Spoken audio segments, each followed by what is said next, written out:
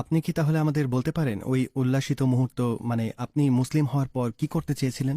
আমি empire state building এর শীর্ষে গিয়ে নিজের লোকদের চিৎকার করে বলতে চেয়েছিলাম, কোরআনটি নিন এবং পড়ুন। আপনারা সত্যই জানেন না, আপনার পৃথিবী সম্পর্কে যা কিছু জানা দরকার সবই জানবেন যদি আপনি শুধু এই বইটি পড়েন। সত্যি। আপনার পরিবার বা আপনার ঘনিষ্ঠ বন্ধুদের প্রতিক্রিয়া কেমন ছিল? ঘনিষ্ঠ বন্ধুরা মানে গায়করা বলছিল সে পাগল।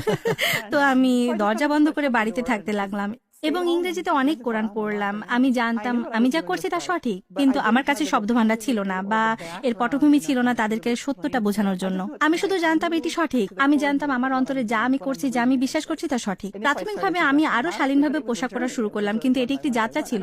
আমি এক এক করে করছিলাম। আমি কনসার্টে গাউন পরে মঞ্চে থাকতাম এবং সমস্ত বাকি সব মেকআপ ও প্রসাধনীতে অভ্যস্ত ছিলাম। আমাকে সেখান থেকে বেরিয়ে আসতে হয়েছিল ধীরে ধীরে। তাই আমি দারিদ্র্যগ্রস্ত হয়ে পড়িনি আয়না থাকা সত্ত্বেও। তারপর ভাবতে থাকি কি করা উচিত। কিন্তু হ্যাঁ, আমার পরিবারের বিষয়টি ছিল, তারা বিরক্ত হয়নি। আমি মনে করি আমার বাবা অনেক আগে মারা গিয়েছিলেন। আমার মায়ের ধর্মীয় পরিবর্তন নিয়ে তেমন কোনো সমস্যা ছিল না। যতটা তিনি হতাশ হয়েছিলেন আমার ভিন্নভাবে পোশাক পরা আর মানুষ কি বলবে তা নিয়ে। যেমন সে এখন কি করছে, সে মুসলিম হয়ে গেছে, সে আবৃত, বুঝলেন তো কি যে বলি। এবং অবশ্যই মায়ের বন্ধুদের কাছ থেকেও সমালোচনা এসেছে যা আমি জানতাম না, কিন্তু তারা এসে আমার মা আর ভাইয়ের কাছে অভিযোগ করেছিল। হ্যাঁ, এটি সহজ ছিল না, কিন্তু আমি মনে করি আমাদের বেশিরভাগই এটি মোকাবেলা করেছে এবং আমি মনে করি এটি একটি পরীক্ষা যা আল্লাহ আমাদের থেকে নেন। যেমন আমি কতটা সিরিয়াস এটি করার জন্য।